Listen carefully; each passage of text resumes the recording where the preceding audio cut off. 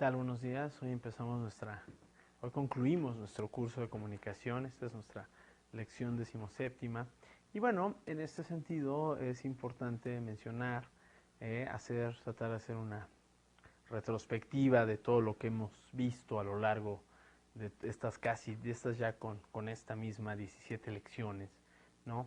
Es decir, cómo hemos reforzado nuestros conocimientos, ¿no? Conocimientos previos que ya teníamos, pero más allá de conocimientos previos, sino más bien tratar de hacer una retrospectiva de en qué podemos emplear todos estos conocimientos en el ámbito de nuestra vida laboral, ¿no? En ámbitos personales, ¿no? En el ámbito social, ¿no? Dado que este es el sentir, o más bien es la intención del examen que estamos por presentar. También es importante mencionar que el que nosotros podamos encontrarle la competencia adecuada a estos conocimientos, pues dependerá de nosotros mismos en virtud de la aplicación que le queramos dar a estos mismos conocimientos. Para esto, la recomendación, bueno, pues es utilizarlos de entrada en nuestro ámbito laboral, ¿no? Es decir, por pequeño que pueda parecer la utilización de estos dentro de nuestra área laboral, pues utilizarlos también en nuestro ámbito familiar, ¿no? Tratar de encontrarle el mayor número de aplicaciones posibles, ¿ok? Bueno, en esta última sesión lo que haremos es, bueno, pues dar un resumen, o más bien repasar lo que fue la parte de literatura, ¿no? Habíamos mencionado que teníamos diferentes tipos de géneros literarios, diferentes tipos de formas de hacer literatura, que bien podría ser la forma lírica o poética, ¿no? Que en este caso, bueno, pues habíamos mencionado por ahí también varios subgéneros, y también en el caso de la prosa, ¿no? También habíamos encontrado algunos subgéneros, ¿no? En este sentido es conveniente que regreses a tu tablita que habíamos establecido, en la cual habíamos colocado los diferentes géneros y cuáles eran sus categorizaciones. El día de hoy hablaremos de lo que es la literatura. Encontraremos algunas características y resaltaremos también algunas de ellas, como sus utilidades, no solamente en el término de embellecimiento, no solamente en la característica que comúnmente creemos que tiene la literatura, que es la de embellecer o de ser un arte, sino también encontraremos y resaltaremos las funciones inclusive políticas que puede llegar a tener la literatura, ¿no? En el ámbito de la formación de una sociedad, en el ámbito de darle valores morales a esa sociedad, ¿no? Y bueno, pues finalmente esos valores morales que nos ayudan a la construcción, ¿no? De un pueblo, nos ayudan a la construcción de una sociedad, de una nación, y cómo en virtud de ellos podremos evitar la descomposición social, ¿ok? La literatura antigua, vamos a comenzar con la literatura antigua. Habíamos dicho que en el caso de la literatura antigua, como dice en la pantalla, los personajes se desarrollan a través de lo que fueron los mitos, ¿no? Los mitos son esta serie de relatos con una explicación mágico-religiosa, ¿no? Que funcionan a través de dioses o héroes. En este caso, bueno, pues los dioses habíamos dicho que eran inmortales, y en el caso de los héroes eran mortales, solamente que con atribuciones muy similares a las de los dioses. En este caso, en la literatura antigua griega, estos dioses o héroes, semidioses, bueno, pues también compartían tanto defectos como virtudes de los hombres, es decir, celos, la envidia, el rencor, la felicidad, la lujuria, etcétera, ¿no? También otros mitos están protagonizados primordialmente por los héroes, y bueno, habíamos dicho que eran hombres con cualidades extraordinarias. La poesía épica es una de la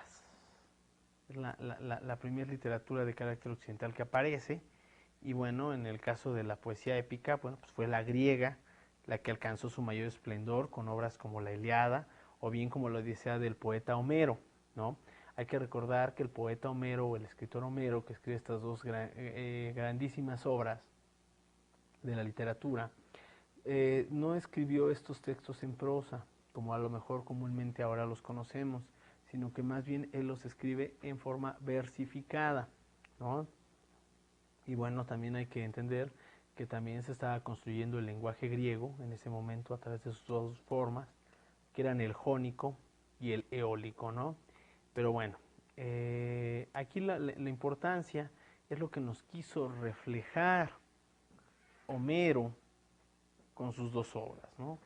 Nos quiso reflejar los mitos de su época, nos mostró en buena medida la religiosidad que vivían en su época y cuáles eran las virtudes que ellos admiraban en los hombres y cuáles también eran los defectos que desdeñaban en los mismos.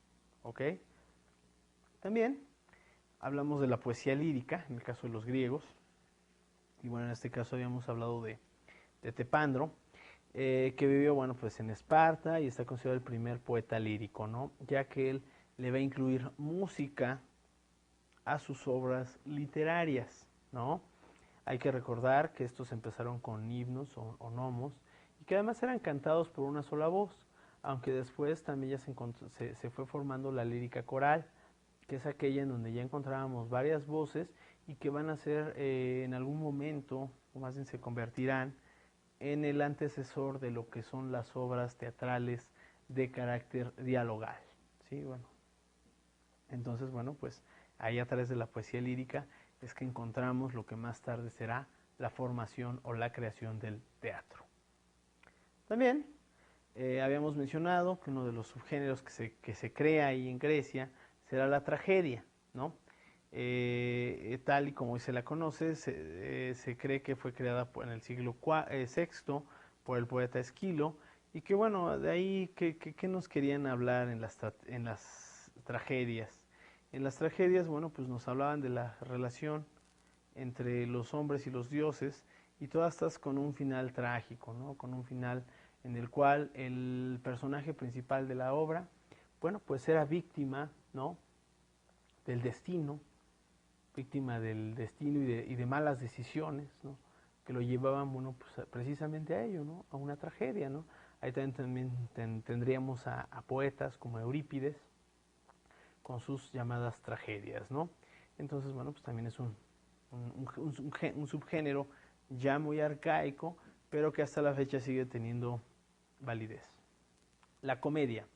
También habíamos hablado de la comedia. En el caso de la comedia, bueno, pues uno de los más grandes cómicos fue Aristófanes, que bueno, pues él crea una comedia que es Daiteles, que bueno, de la cual se encuentra perdida la mayor parte de la obra. Pero bueno, más allá de eso, también va a ridicularizar a Eurípides con obras como Las ranas y a Sócrates con las nubes. Y bueno, de esto habíamos mencionado que había dos tipos de comedia, ¿no? La comedia media y la comedia nueva. La comedia media, que era aquella que estaba generada o creada primordialmente para las clases populares, que contenía un lenguaje sencillo y que también por ende las tramas eran bastante fáciles de entender, ¿no? En el caso de la comedia nueva, habíamos dicho que eran tramas más complejas en las cuales el sarcasmo y la ironía siempre estaban muy recargadas en ellas, además de que el lenguaje que se utilizaba era un lenguaje más complejo, más elaborado, más construido, ¿no? Y que por ende pues estaban casi netamente hechas, escritas y montadas para lo que es la aristocracia griega, mientras que la comedia media pues estaba finalmente generada pues a partir para la población en general, es decir, era una serie de relatos de la vida cotidiana en las cuales, bueno, pues ahí estaban dentro de ellas el carpintero, el herrero, ¿no? El sastre, es decir, aquellos personajes comunes, mientras que en el caso de la comedia nueva no eran personajes comunes, primordialmente eran personajes de la política, ¿sí? Generales, era gente de la milicia, quienes eran puestos o quienes eran exhibidos mediante las ironías y el sarcasmo dentro de esa comedia nueva. Ahora bien, pasemos a Roma. En el caso de Roma, bueno, pues habíamos dicho que la literatura romana pues pasó sus más fructíferos y brillantes momentos durante la época del emperador Augusto, ¿no? Que es entre finales del siglo I antes de Cristo y a principios del siglo I después de Cristo, ¿no? Y bueno, pues el mismo Augusto, a través de uno de sus ministros, que es Mecenas, pues se va a dar a la tarea de patrocinar la literatura, ¿no? Hay que tomar en cuenta que para Augusto la literatura no solamente era un arte en la cual el lenguaje se embellecía, sino que también Augusto y los contemporáneos de Augusto, los escritores contemporáneos de Augusto tuvieron la capacidad, ¿no?, de ser visionarios, en el sentido de que vieron que la literatura no solamente era algo que podía estilizar el lenguaje, podía embellecerlo, sino que también podía tener una función completamente política, en el sentido de que a partir de la literatura se podría crear toda una construcción del Estado romano, ¿no?, de justificación de por qué Roma estaba en ese nivel de crecimiento, de justificación de por qué Roma tenía que controlar a los demás pueblos. En este caso, bueno, pues el que va a brillar en el género de la épica, pues será el poeta Virgilio, ¿no?, que bueno, pues él escribe la Eneida, como habíamos mencionado, obra en la cual Eneas, ¿no?, pues es un personaje que lleva grandes acciones bélicas, y cómo a través de ello, pues Eneas también nos ayuda, o bueno, más bien ayuda a Virgilio a construir a partir de ese personaje, ¿no?, un origen grandioso de Roma, ¿no? Justifica la majestuosidad de Roma a partir de las acciones de Eneas, a quien finalmente va a ligar inclusive con el mundo griego. También por ahí tendríamos el caso de la lírica.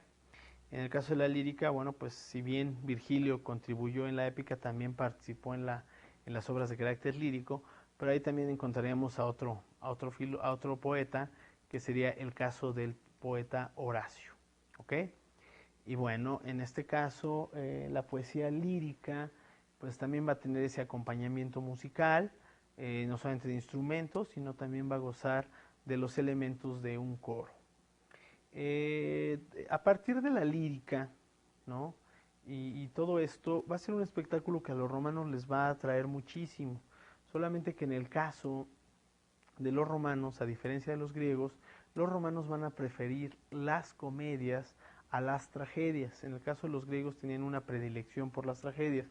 En el caso del pueblo romano siempre tuvo una mayor predilección, ¿no?, una mayor orientación hacia lo que son las comedias. ¿Por qué? Porque presentaban tramas más simples, más sencillas, más fáciles de entender, y también evidentemente con un lenguaje más práctico, ¿no?, más sencillo.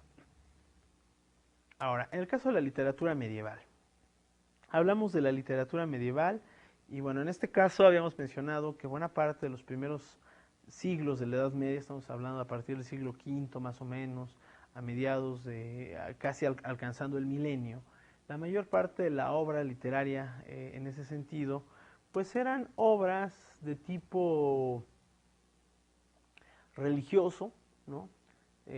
Obras aquellas escritas por gente ligada al ámbito religioso, por sacerdotes, por frailes, ¿no?, quienes lo que hacían era contar la historia de algún santo, ¿no?, la historia de los apóstoles, la historia de Cristo, la historia de la Virgen, es decir, todo lo que tuviera que ver con la religiosidad, ¿sí? Pero que no obstante eso, por ahí también aparecieron algunas obras en el ámbito de la literatura germana, como lo fueron Beowulf o bien El Anillo de los Nibelungos, ¿no?, que en este caso, bueno, pues van a ser obras muy representativas de la lengua germánica, después de la lengua inglesa también, ¿no?, pero que ciertamente van a sentar el precedente para empezar a escribir textos diferentes, es decir, textos que no estuvieran ligados directamente con el ámbito de la religiosidad. En el caso de los cantares de gesta, que van a ser obras que se van a ir reproduciendo por ahí ya cuando está por finalizar la Alta Edad Media, bueno, pues estos eran poemas épicos, anónimos, que los juglares recitaban, ¿no? Los juglares eran estos cantantes que, acompañados de una instrumentación, pues iban de villa en villa contando las historias, contando las hazañas de los guerreros, muchas de esas hazañas en campaña contra los moros. Hay que recordar que buena parte de estas noticias que se cantaban en los cantares de gestas, pues son a partir de los sucesos generados por las cruzadas. Estas relatan la historia de personajes, generalmente de carácter histórico, que sintetizaban los valores de la comunidad. Aunque, bueno, una característica de los cantares de gesta es que estaban escritas para el entendimiento de casi todo tipo de público. Es decir, no se requería de un lenguaje muy elegante, muy estilístico para poder entenderlas. Y bueno, esto lo que permitía es que cada vez más personas pudieran tener acceso a ellas. También por ahí surge la poesía provenzal como parte de esta renovación a partir del Renacimiento o previo al Renacimiento. Y en el caso de la literatura provenzal, bueno, pues la primera lírica culta en lengua romance surge en Provenza y en las cortes del sur de Francia, y era una poesía de tema amoroso, la provenzal, escrita por los trovadores, poetas de gusto refinado, elevada posición social. Su interpretación se acompañaba con música y está a cargo del propio trovador o un juglar al que su autor contrataba. En el caso de la literatura provenzal, se olvidan un poquito de estas hazañas históricas y se van a enfocar más a la cuestión del amor, ¿no? Al amor idealizado, al amor filial, ¿no? Y bueno, pues no solamente tiene un acompañamiento musical, sino que como dice ahí en la pantalla, la obra ya tiene un estilo más alto en cuanto al lenguaje, ¿no? Es decir, está escrita para un público un poquito más selecto, a diferencia de los cantares de gesta. La mayor parte de la literatura de la poesía provenzal pues era precisamente para los nobles, ¿no? Al nacer en una corte, pues permaneció mucho tiempo en esos sectores y bueno, pues, solamente es para la nobleza, ¿no? También por ahí aparecen las novelas de caballería, ¿no? Son las primeras composiciones escritas en prosa. Estas narraciones contaban las hazañas de un caballero cuyo principal propósito no era otro que defender a su señor y conquistar el corazón de una virtuosa dama. En el caso de las novelas de caballería, van a ser el precedente a la novela moderna, a la novela que nosotros conocemos hoy en día. En este caso, las novelas de caballería lo que buscaban era reflejar, ¿sí?, la fortaleza, la valentía de un caballero que defendía las propiedades de un señor feudal, así como también demostrar estas virtudes con tal de complacer a una dama. Muchas de estas novelas de caballería, bueno, pues van a tener su precedente en el Cantar de Roldán, escrito allá en Francia, y también por ahí el Cantar del Mío Cid, ¿no? O el poema del Mío Cid, que bueno, pues está escrito allá en lo que es actualmente España. También por ahí tenemos el Dolce Stil Nové, y en el caso del Dolce Stil Nové, fue una escuela literaria que se desarrolló en Italia y que también recreó el tema del amor. Es decir, el Dolce Stil Nové va a ayudarnos va a ayudar en ese momento a la lengua italiana a consolidarse. Y bueno, pues sus temas también serán precisamente esos, ¿no? Así como estaba la provenzal, en el caso de los franceses, en el caso de los italianos será el Dolce Stil. También por ahí va a surgir el cuento, que es un género literario que tiene sus raíces en relatos orales que son comunes a todos los pueblos. ¿Qué quiere decir esto? Que en el caso de los cuentos van a surgir a partir de las relatorías que se habían preservado por relatos orales. Es decir, después de haber pasado muchos de estos relatos por varias generaciones, a través de contarse los unos a los otros, los nietos a los hijos y los hijos a los nietos, y sucesivamente con los abuelos, ¿no? Y viceversa, estos textos alguien finalmente los empezará a escribir y así es como nacerá el cuento, que bueno, pues también es uno de los géneros que actualmente gozan de gran aceptación entre el público por ser relatos cortos. Sin embargo, en Occidente el cuento nace como género literario con dos obras, los cuentos de Canterbury de Geoffrey Chaucer y el de Cameron de Giovanni Boccaccio, que también ya habíamos hablado de qué se trataba. En el caso de la literatura renacentista, los principales temas fueron recreados en la literatura renacentista fueron ¿cuáles? El amor, la naturaleza, la mitología, la llamada al goce de la vida ¿no? Y en este sentido, la literatura renacentista va a surgir a partir del siglo XIII, ¿sí? Vendrá toda una renovación en Europa en el aspecto literario a consecuencia del fin de las cruzadas, que va a traer también una serie de cambios económicos en Europa. Y bueno, en ese sentido tenemos una obra que acaba con esa tradición de la Alta Edad Media, que fue la Divina Comedia de Dante Alighieri, y tenemos otra que iniciará la tradición renacentista, que será el Decameron de Giovanni Boccaccio. En el caso de la literatura renacentista, como aquí tenemos en la pantalla, ¿cuáles fueron los temas? Ya los mencionamos, el amor. Dice, bueno, siguiendo la tradición del amor cortés de la poesía provenzal, los autores desarrollaron el tema del amor como un sentimiento idealizado, generalmente platónico e insatisfecho. La naturaleza, para los autores renacentistas, la naturaleza era una fuente de belleza, el paisaje parecía siempre muy idealizado, como un símbolo de armonía y paz que contrastaba con la vida agitada y desordenada de las ciudades. En el caso de la mitología, los autores renacentistas emplearon frecuentemente los mitos de la Grecia y de la Roma antigua, es decir, van a rescatar los renacentistas también la mitología y parte de la cultura griega, ¿no? Algunas veces los adoptaron como temas centrales de sus obras y en algunas otras como símbolos para expresar diversos motivos y sentimientos. Y bueno, la llamada al goce de la vida, bueno, pues es a gozar la vida, los placeres de la vida, dejándose llevar y bueno, pues dejando un poquito de lado la figura tan fuerte, tan imperiosa, ¿no? Y tan impetuosa que tenía Dios en los años anteriores al Renacimiento. Hay que entender el Renacimiento como una época de cambio, ¿no? Cómo pasan de escribir ciertas cosas un poquito más sesgadas, más débiles, a cosas con un fulgor más grande, ¿no? Más recalcitrante.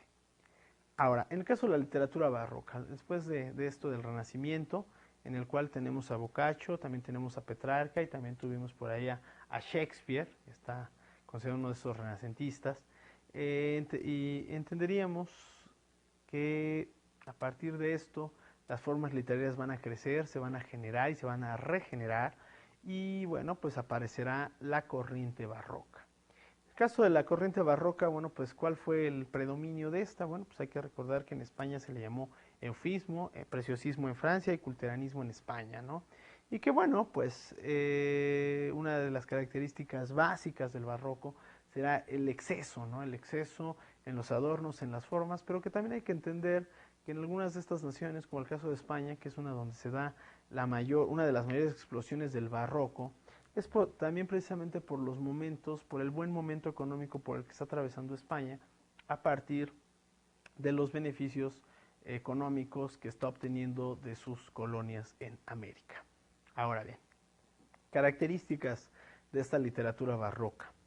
Cultivo de formas poéticas clásicas, es decir, se basaron en las formas estróficas tradicionales como el terceto, el cuarteto, la redondilla, el romance, la lira, la octava, el soneto, etc. Y van a volver a estas formas clásicas en la formación del verso medido. Uso exagerado del hiperbatón y de la elipsis. Con esto se provocó cierto orden en la organización lógica de la oración y del párrafo, ¿no? Es decir, también va a ayudar a lenguas como el castellano a que empiecen a consolidar su ortografía. Empleo de neologismos y arcaísmos, introdujeron muchas palabras consideradas en esa época como neologismos o como arcaísmos, es decir, recurrieron al español antiguo, pero también empezaron a generar sus propias palabras o palabras más contemporáneas. Amplia libertad semántica, es decir, las palabras de uso común le otorgaron un sentido totalmente personal. Citas mitológicas, volvieron a la cuestión de la mitología, no lo dejaron ir. Figuras retóricas, en este caso las figuras retóricas más usadas por la literatura barroca serán la metáfora, la metonimia, el sinécdoque y las comparaciones, ¿no? Aspectos o figuras retóricas que habíamos revisado anteriormente. También manejo especial de construcción gramatical, depusieron de manera muy singular la construcción gramatical, con el propósito de provocar en el lector la sensación de efectos plásticos como luz, brillo, sonoridad, etc. ¿Qué quiere decir esto? Que a través de las palabras quisieron transportar al lector a nuevas sensaciones, primordialmente luminosas, o también de sensaciones, brillo y de sonidos. Las temáticas, bueno, pues era exaltar la belleza natural, considerar la existencia humana como constante y paulatino morir. O sea, Ya para ellos la existencia humana sí tenía fin, ¿no? Era un crecimiento y una muerte, ¿no? Crecimiento y muerte, como una especie de ciclo. Después vendrá la literatura de carácter neoclásico, y en el aspecto del neoclásico, en esta corriente literaria, el ideal que se debe perseguir es el ideal clásico, el cual consiste en ¿qué? Bueno, pues en la expresión refinada, en las formas mesuradas, en la elocuencia y la composición cuidadosa. ¿Qué quiero decir con esto? ¿Qué quiero decir con esto? Que lo que hicieron los neoclásicos fue volver a las formas clásicas. Se aburrieron, se hartaron de todo este exceso de adornos, de todo este exceso de sensaciones visuales, sonóricas, ¿no? En todos los sentidos, ¿no?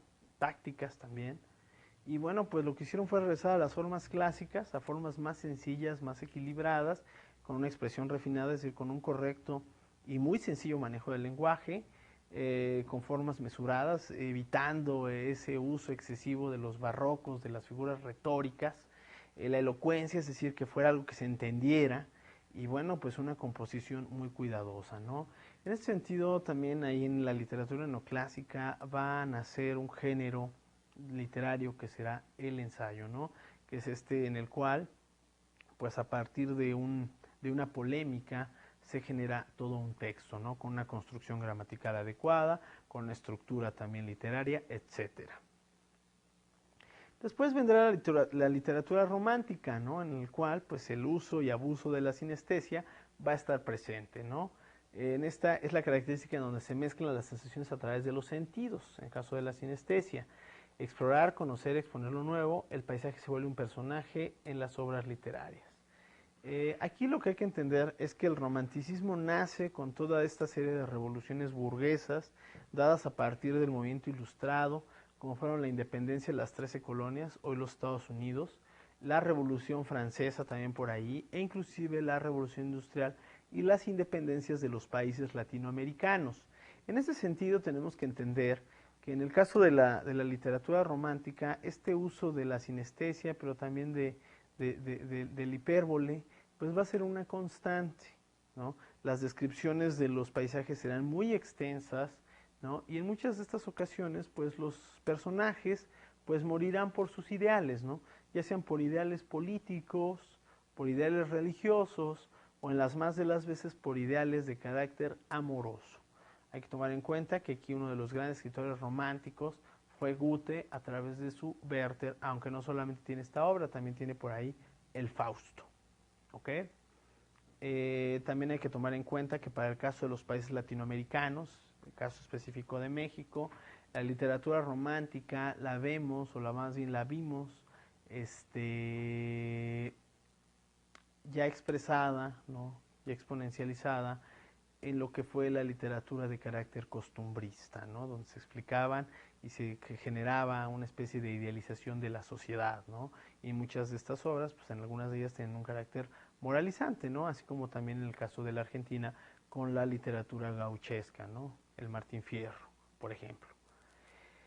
Después vendría la literatura naturalista, ¿no? La literatura naturalista y realista, y bueno, pues el enfoque de estas tiene un enfoque diferente del romanticismo, es decir, se cansaron de toda esta idealización, de todas estas emociones plásticas, ¿no? De todas estas serie de sensaciones que quisieron implementar en el lector, y bueno, al transformar la realidad en materia literaria, es decir, ellos quisieron más enfocarse a lo que estaba pasando y tratar de plasmarlo en el papel, ¿no? Y no solamente en el papel, también en los lienzos.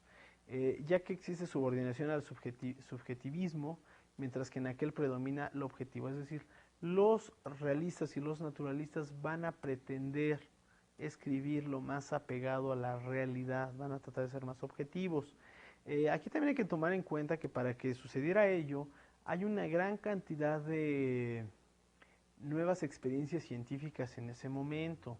Aparece Darwin con su serie de teorías de la evolución, ¿no? En las cuales, bueno, pues también ya se empieza a catalogar en cierta medida a través de la filosofía positiva los caracteres y los modos de las personas de acuerdo a su fisiología, en lo cual se empieza también a categorizar una serie de enfermedades sociales como el caso del alcoholismo. El arte realista es impersonal, se manifiesta contra todo subjetivismo, rechaza la tendencia romántica a la presencia constante del autor en todo lo que escribe, es decir, aquí el autor se va a abstraer de aparecer, se va a apartar o va a ser muy cuidadoso de no aparecer en la obra, de no mostrarse como sí en la obra, sino que a partir de sus personajes, ¿no?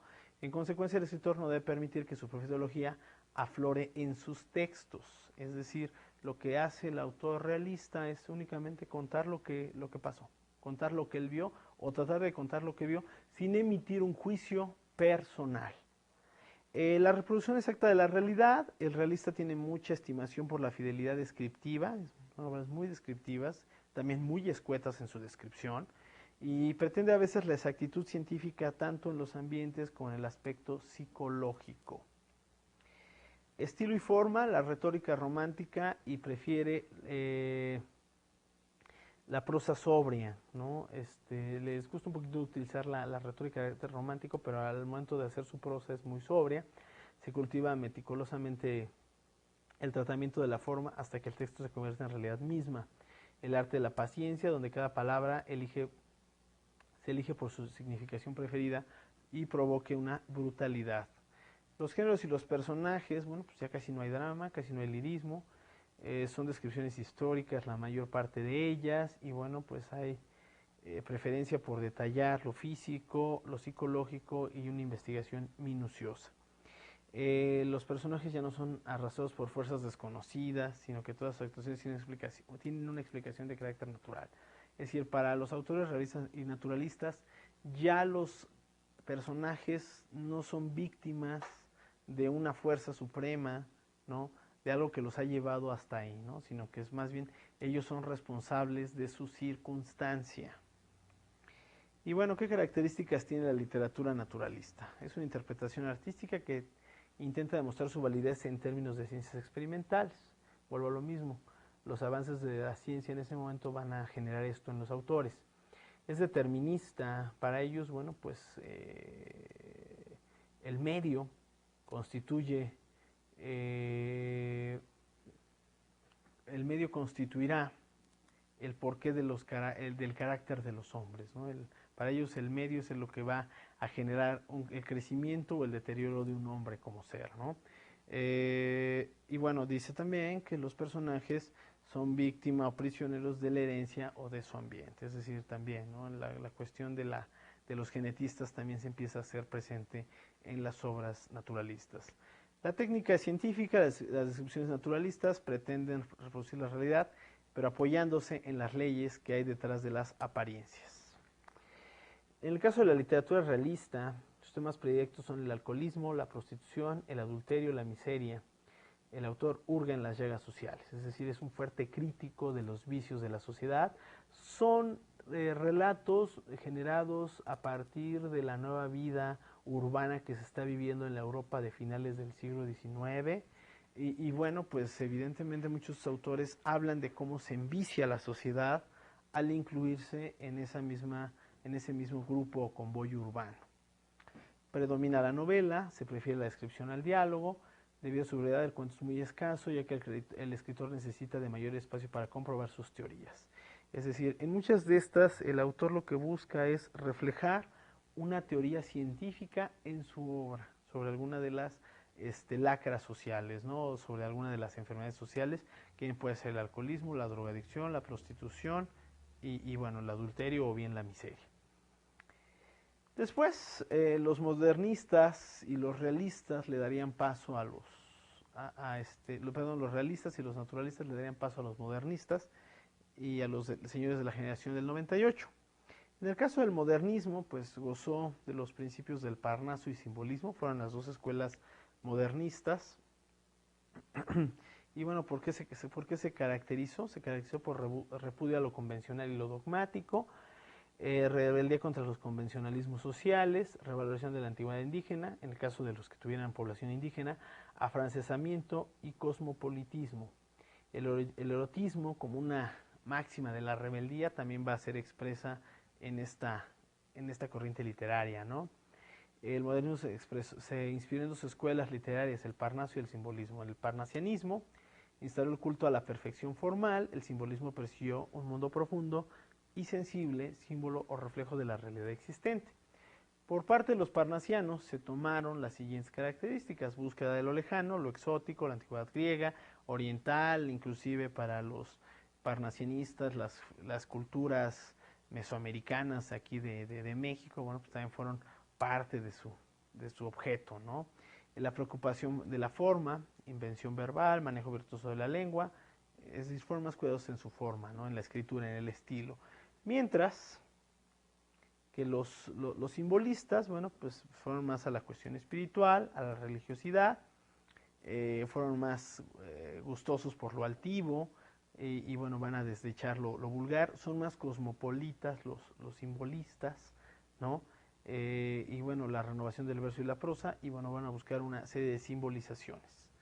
En el caso de la generación del 98, en el caso de los señores de la generación del 98, bueno, pues es una corriente netamente española, en el cual, bueno, van a acrecentar su amor por España. También hay que recordar el momento histórico que están viviendo, es la pérdida de sus últimas colonias por parte de España, entonces van a revalorar ya no esas colonias, sino van a tratar de revalorar sus artistas, lo que es todo lo que tiene que ver dentro de España, es decir, la original España. También vamos a encontrar pues algunos estilos un poquito más eclécticos, más dispersos, ¿no? Pero ciertamente sí van a buscar incrementar las formas estilísticas en su arte.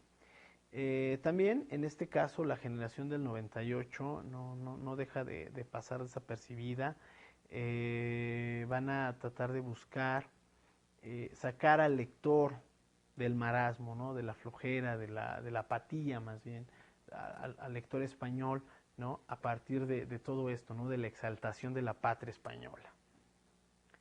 La vanguardia. En el caso de la vanguardia, los vanguardistas, bueno, pues tenemos el antirrealismo y la autonomía del arte. Ellos hablan de una poesía pura, un irracionalismo, es decir, que una obra literaria no necesariamente tiene que llevar toda una estructura, la estructura que ya habíamos revisado en algún momento, sino que esto puede ir en diversas posiciones, revuelto. Y bueno, abundancia de imágenes sorprendentes por la asociación atrevida e insólita. Y la mayor parte de las veces irracional, es decir, puramente emocional. Para los vanguardistas no importaba una forma de escritura racional, sino más bien importaba una forma de escritura emocional. Hay que entender que los movimientos vanguardistas se dan en la posguerra de la Primera Guerra Mundial, periodo de mucho caos en Europa, de pobreza, de una crisis política, de una crisis moral, de una crisis social, económica, etcétera. Y por lo tanto, bueno, pues ellos están más ligados a las cuestiones emocionales que a las cuestiones racionales, ya que critican que esa racionalidad es lo que llevó a la Europa a la guerra por la que de la que acaban de salir. El irracionalismo afecta a todos los recursos expresivos, comparaciones, metáforas, personificaciones y sinestesias. También hay que tomar en cuenta que en el caso de los vanguardistas, por ahí surgieron otras corrientes, ¿no? En las cuales los literatos también dentro de la misma literatura vanguardista se van a basar en lo que es el arte plástico, ¿no? El dadaísmo, el cubismo, es decir, van a retomar en buena medida todas esas obras de carácter plástico, y a partir de eso muchos de ellos van a empezar a escribir. También estos señores de la vanguardia, en algunos casos habrá otros más, digamos, más positivos en el sentido de la situación que están viviendo, y algunos van a escribir sobre un mejor futuro, ¿sí? Reprobando las formas anteriores. También por ahí en el ámbito del uso de la ortografía van a romper con las reglas. Algunos de ellos están en contra de las reglas ortográficas, ¿no? Y ellos lo que van a decir es que ellos van a preferir lo estético a lo formal, ¿sí? Es decir, lo emocional a lo formal netamente. Luego tenemos la literatura de carácter contemporáneo, y en el caso de la literatura contemporánea tenemos tendencias de continuidad, es decir, habrá una continuidad con los vanguardistas en algunos aspectos. También algunos de ellos van a retomar un poquito a los románticos, algunos a los naturalistas, otros más a los realistas, otros a los modernistas, y quizá algunos inclusive a los señores de la generación del 98. Análisis interno de las motivaciones de los caracteres como la sexualidad, los complejos y la neurosis. Es decir, ellos se van a ir también a describir los sucesos a los cuales se está enfrentando la sociedad que les toca vivir. Esta neurosis, esta ansiedad, ¿no? Etcétera. En la manifestación externa de la obra argumento, descripciones, estilo y escritores se afilan al realismo en virtud de que pretenden retratar objetivamente la problemática planeada o planteada. Es decir, para ellos también van a dejar un poquito de estas figuras idealizantes y van a ir directamente a la llaga, ¿no? Van a tratar de hacer descripciones lo más realista posible. Tratan conflictos morales desde el punto de vista psicológico. Es decir, para ellos el problema de la moral ya no es un problema que tenga que incurrir directamente con la sociedad, sino que también es un problema de carácter científico y que se puede resolver o se puede atacar desde ese punto de vista. Analizan internamente las motivaciones de los personajes y su influencia en quienes los rodean, sin importar el contenido de la obra o la técnica usada para presentarlo. También, ¿no? Van a hablar de las cuestiones internas del personaje, van a ser personajes muy viscerales que están sufriendo a partir de una nueva modernidad, a partir de tiempos muy cambiantes, que serán esos precisamente en los cuales se da la literatura contemporánea, que estaríamos hablando de la segunda mitad del siglo XX, ¿no? Que a causa de las transformaciones político, económico, sociales, tecnológicas, dadas por la Guerra Fría, ¿no? Pues el hombre común y corriente se verá mayormente aquejado por ello, ¿no? Entonces, en ese sentido, también por ahí van a analizar los literatos contemporáneos a la sociedad y expondrán esos problemas, ¿no? Esas nuevas llagas sociales, ¿no? Como la neurosis, como el estrés, los complejos, ¿no? Y bueno, también habrá, aunque también, a pesar de ello, también hay tendencias nuevas, como el tema principal de la obra literaria es el hombre concreto, existiendo sus situaciones límite y consecuente angustia. El hombre no es parte de la sociedad, según ellos, sino que ésta pertenece al ser del individuo, de manera que lo social se lleva como una carga. La libertad no es una prerrogativa del humano, sino una obligación o una necesidad. El hombre es y será siempre un ente inacabado porque continuamente se está haciendo y con este quehacer de proyecto se enfila hacia la muerte. Es decir, que a pesar de que el hombre se tiene que estar rehaciendo, se tiene que estar reconstruyendo, siempre irá al mismo lugar, es decir, al fin, que es la muerte. Pero que ciertamente esto no impide que porque ya sepa que su destino es morir, ¿no? Necesariamente, bueno, pues tenga que quedarse estático, ¿no? Sino que es relativo. Y bueno, pues por último tenemos el boom latinoamericano, que en este caso habíamos hablado de varias corrientes dentro del boom y habíamos mencionado que en el caso del boom latinoamericano es cuando la crítica literaria universal o mundial voltea a ver la literatura latinoamericana, nota su evolución, nota su crecimiento y nota eso precisamente, ¿no? Que se vuelve una literatura universal. Es decir, que ya sus historias, lo que cuentan, lo que plantean, puede entenderse en casi cualquier contexto del planeta. La primera corriente de este boom latinoamericano fue el ultraísmo, que bueno, pues desciende de un movimiento de la vanguardia española, ¿no? Y que bueno, a partir de esto, el ultraísmo pues va a llegar a América Latina a través de Gerardo Diego y de argentinos como Jorge Luis Borges y González Lanuza, ¿no? En este caso Borges, pues quizá de ellos el más importante, ¿no? Por una cantidad de obras como la Aleph, ¿no? Que es una obra verdaderamente riquísima en elementos universales, ¿no? O ficciones también por ahí. En este caso también, en el caso del ultraísmo, también podríamos definir que en algunas ocasiones es una literatura que a pesar de ser escrita por latinoamericanos, mucha de ella no fue escrita en castellano, fue escrita en lengua inglesa, como el caso de Borges. Borges escribe buena parte de su obra en la lengua inglesa.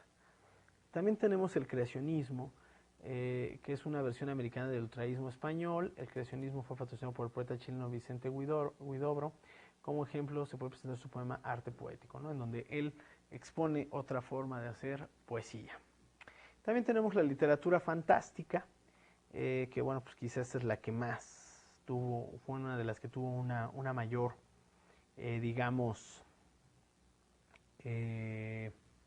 impacto en la sociedad europea o en los críticos literarios de Europa y del mundo. Y bueno, pues en esta se busca desacreditar al positivismo, también se busca una desacreditación de la razón y de la lógica con medios de aprender de la realidad. Es decir, para ellos la realidad es así, impactante, pero no desde el punto de vista racional ni desde el punto de vista positivista, que lo que hacía era encajonar a todos, ¿no? Sino que ellos ya buscan salir de este encajonamiento a partir de la literatura fantástica. Es muy surrealista, es una de sus características, el surrealismo, y bueno, pues es parte de la vanguardia o de lo que los autores latinoamericanos pudieron percibir de la literatura vanguardista. En este sentido también la represión de la forma busca una total libertad. Y al final tenemos al realismo mágico, o también conocido como Real Maravilloso, en el caso de Gabriel García Márquez y de Carpentier. Y bueno, en este sentido, el realismo mágico también va a tener por ahí su origen en Europa con Franz Rock, un alemán post-expresionista, y que bueno, pues los autores latinoamericanos pues, quizás retomarán algunas características de este alemán y bueno, lo van a exponer, ¿no? En el caso de Gabriel García Márquez con sus 100 años de soledad, y en el caso también de México tendríamos a Juan Rulfo con su Llano en Llamas, o bien con su Pedro Páramo, que es totalmente surrealista, y en el caso también de Carlos Fuentes, ¿no? Con La región más transparente. Ahora bien, ¿qué es lo que encontramos en todo este camino de la literatura? Encontramos cómo la literatura ha funcionado no solamente como un objeto, como una herramienta para entretenernos o bien para enriquecer el alma, sino que también ha encontrado formas políticas, es decir, también ha respondido o se ha modificado de acuerdo a las movilizaciones políticas y económicas, pero también ha influenciado la política y la economía, ¿sí? Es decir, la literatura tiene un fuerte peso en ese sentido, ¿no? No podemos hablar de literatura nada más como un conjunto de obras que sirven para el esparcimiento, ¿no? Sino que también tenemos que entender a la literatura como un arte que modifica, ¿no? Que modifica, que recrea nuestra realidad. Y cuando estamos hablando de nuestra realidad, de nuestra cultura, estamos hablando de todo lo hecho por el hombre.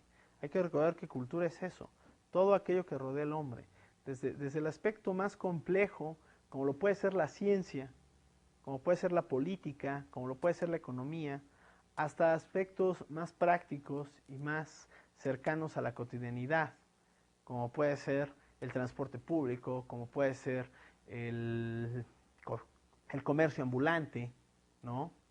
Como puede ser nuestras actividades cotidianas. Entonces, en este sentido, debemos de entender a la literatura como ese todo se fue transformando, como algunos movimientos copian algunas cosas de otros, como hay un rechazo entre unos y otros, ¿no? Pero es que al final esto es un reflejo de cómo las sociedades se han ido convulsionando, ¿no? Cómo entre sociedades se han rechazado, entre una y otra generación, pero cómo la tercera termina por retomar a las otras dos, termina por tratar de aprender lo más que puede a partir de esas dos.